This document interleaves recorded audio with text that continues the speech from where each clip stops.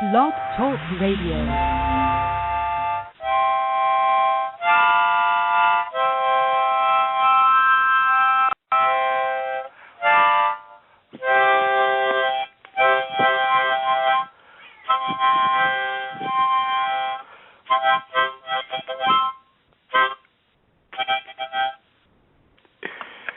I'm back.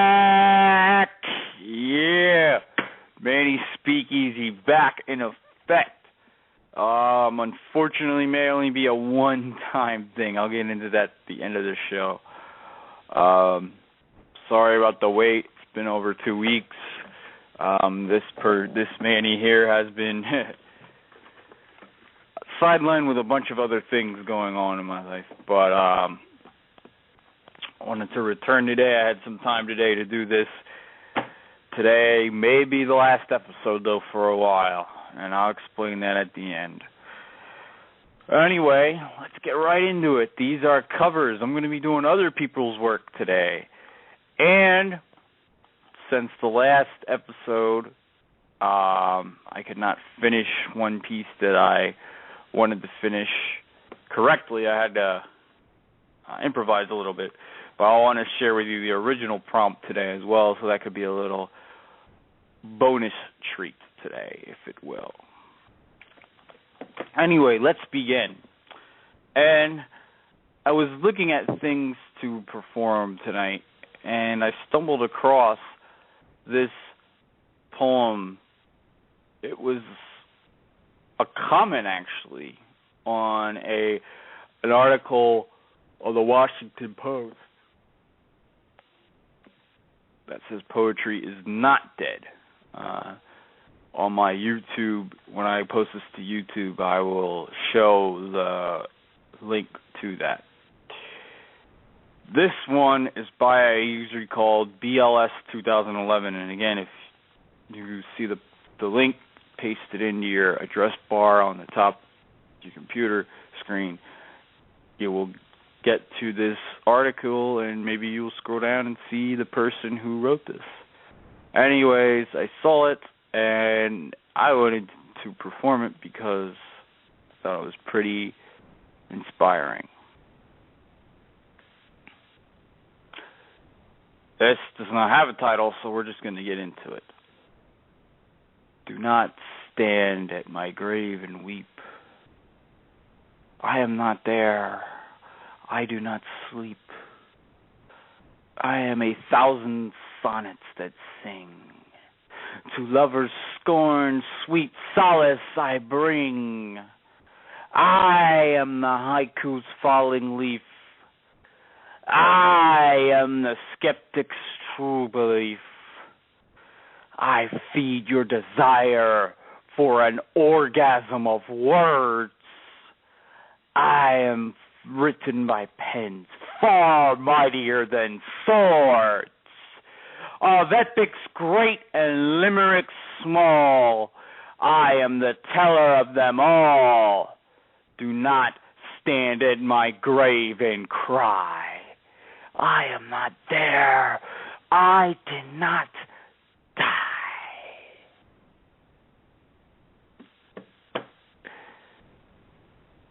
That piece was, as I said, by a commenter, BLS 2011. That was the first piece I am to share today. And this next one it's almost like a chain, because I believe scrolling through these comments I found about, it was either that or I did a Google search and found Ezra Pound. Well, Ezra Pound will lead into my next poem as well. But Ezra Pound was influenced by Walt Whitman, which my next poem will be by Walt Whitman. But this one's called The Garden by Ezra Pound. Like a skein of loose silk blown against the wall, she walks by the railing of a path in Kensington Gardens, and she is a dying piecemeal of a sort of emotional anemia. And round about there is a rabble of the filthy, sturdy, unkillable infants of the very poor. They shall inherit the earth. In her is the end of breeding. Her boredom is exquisite and excessive. She would like someone to speak to her, and is almost afraid that I will commit that indiscretion.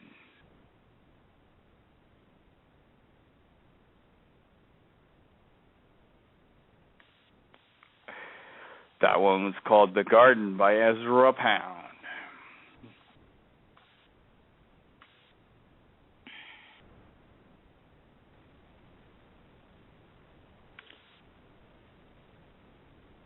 To continue on the chain that I was speaking of, the next piece is by Walt Whitman, which Ezra Pound was influenced by.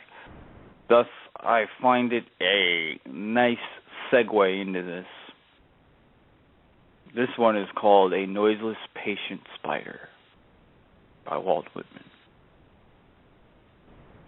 A noiseless patient spider, I marked whereon a little promontory stood isolated, marked how to explore the vacant, vast surrounding.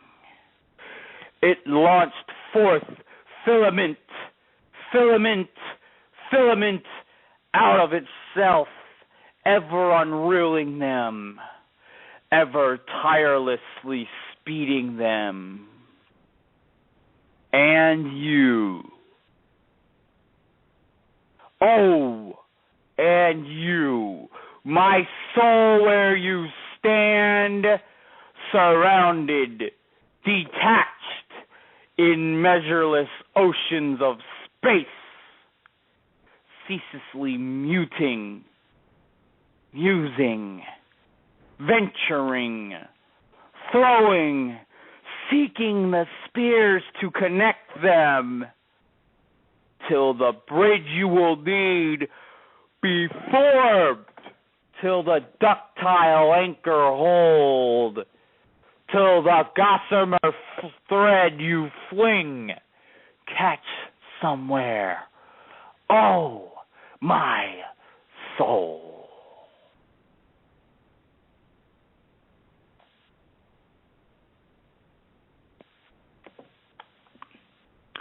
That was A Noiseless Patient Spider by Walt Whitman. This next one, yet again, the chain unravels. Because this next one,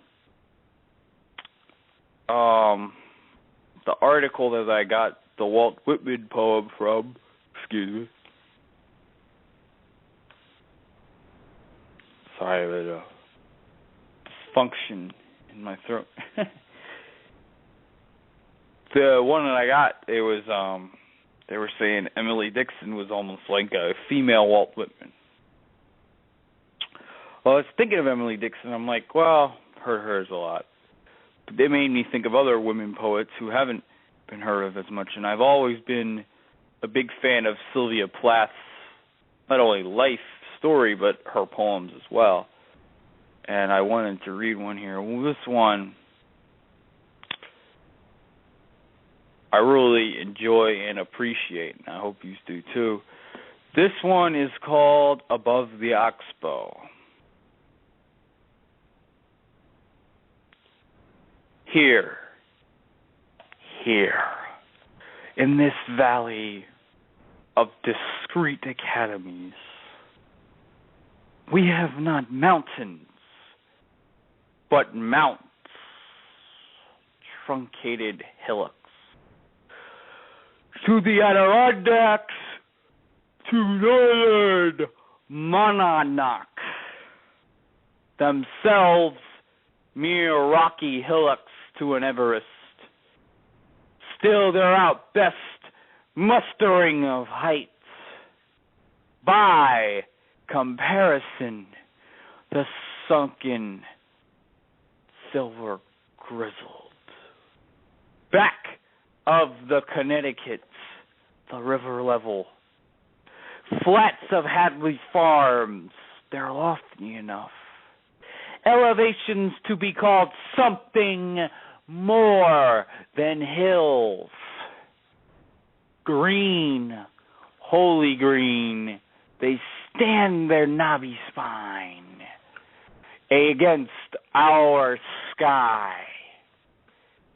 They are what we look southward to, up Pleasant Street at Maine, posing their shapes between the snuff and the red tar paper apartments. They mound a summer coolness in our view.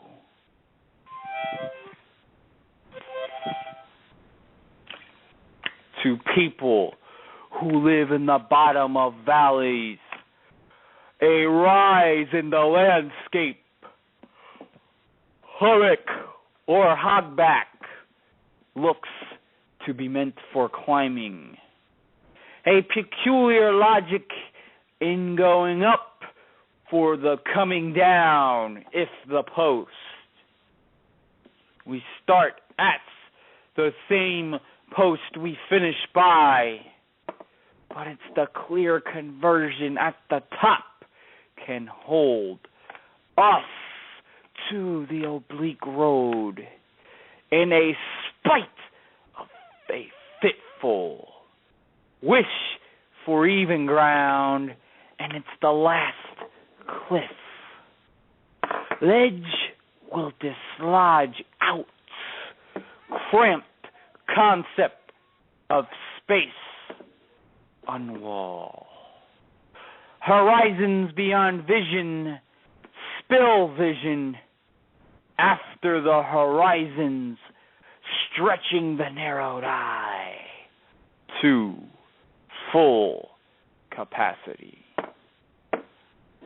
We climb to hopes of such seeing up the leaf-shuttered escarpments, blinded by green under a green-grained sky.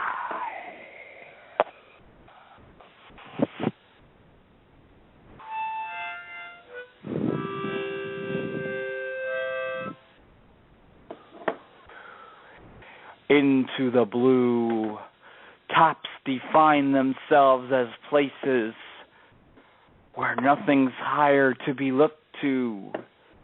Downward looks follow the black arrow backs of swifts on their track. Of the air, eddies loop and arc through airs at rest. To us, since we see no leaf, edge stared high. Here on a mount overlaid with leaves, the paint-peeled 100-year-old hotel sustains its ramshackle four-way veranda, view keeping above the fallen timbers of its once remarkable funicular railway, witness to gone. Time and to graces gone with the time, a state view. Keeper collects $50 for the slopes of state scenery, sells soda, shows off viewpoints. A roughy skylight oints the gray Oxbow.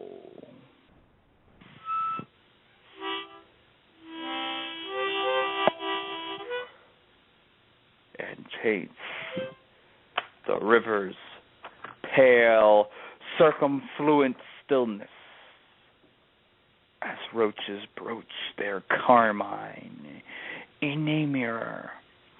Flux of the desultory currents, all that unique ripple of shifting waves tipped is ironed out, lost in the simplified orderings of the sky.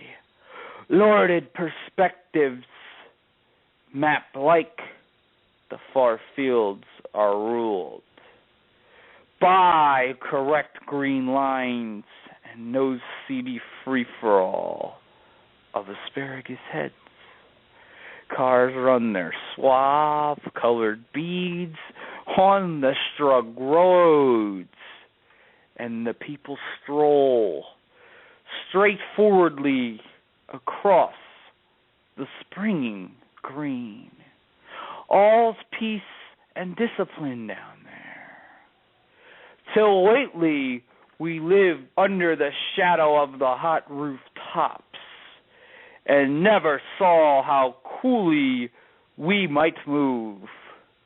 For once a high hush quietens the cricket's cry.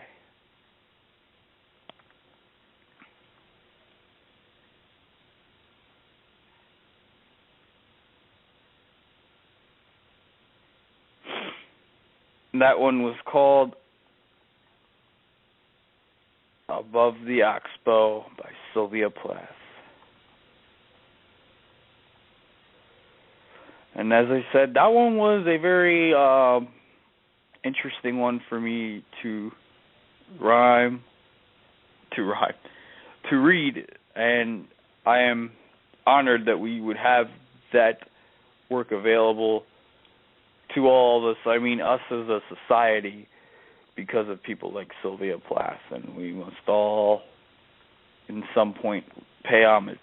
And that was my homage to pay to her, because people like her should never be forgotten, at least their work.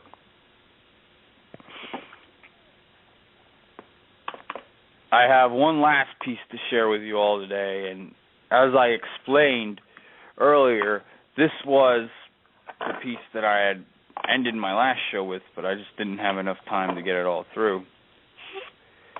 So, I'm going to read it today because I'm 12 minutes left. I'm sure I'll have enough time, because I wanted to get the entire purpose of the original script out onto people and have them hear it. This one is called Faulty Cavalcades. Fallible on this haunting night, soliciting on these drunken outbursts, obscenities emulsify into broken insults. Everything is falling into place. Chaotic scrapes electrify the mood, but not in a pleasuring sort of way. Liquid dreams become incipient reality, quenching your agnostic yearn for drama. Elevating is the inebriation and the urge to delegate with violence. And, oh my God, I just hit him. Oh my God, bullshit degrades the environment.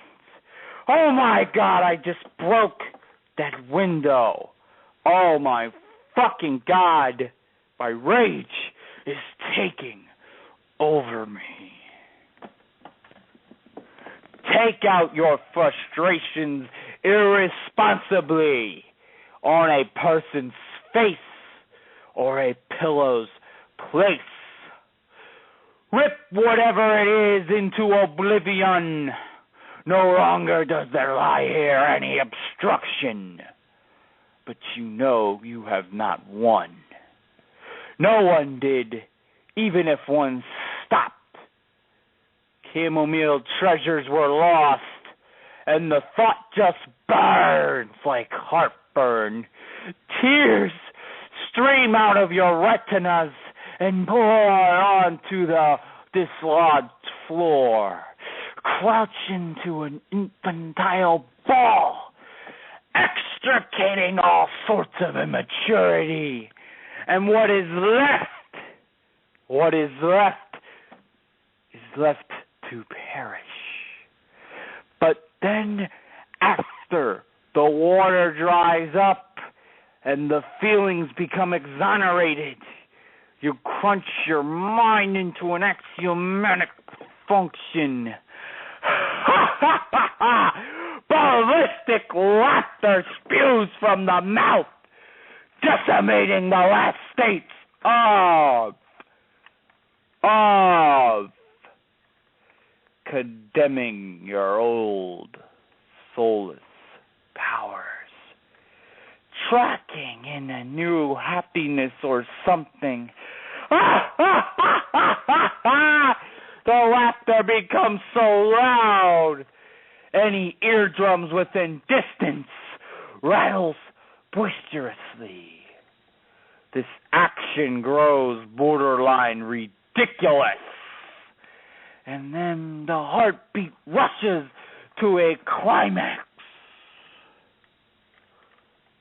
Beep, beep, pushes. Blood absolves into every channel of your body. The mind is stuck in the abyss. Too stuck to restrain this ambivalent suspension. You drop to the ground with a cold thud. You writhe for seconds, coughing for air. Face screens blue, then pale whites.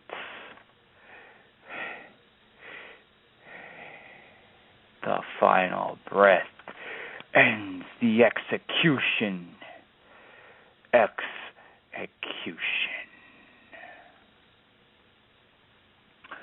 Only the brain inside your head can control you. You did this to yourself, or were you already dead?